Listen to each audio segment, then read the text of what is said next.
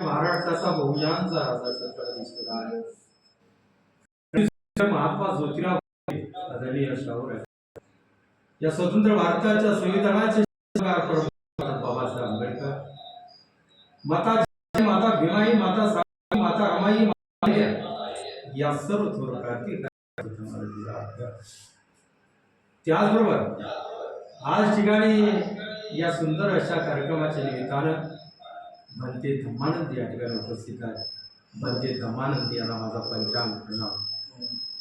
आणि त्याचबरोबर या ठिकाणी कालकथित पी.जी. भोसले गुरुजी यांच्या पत्नी या ठिकाणी उपस्थित आहेत.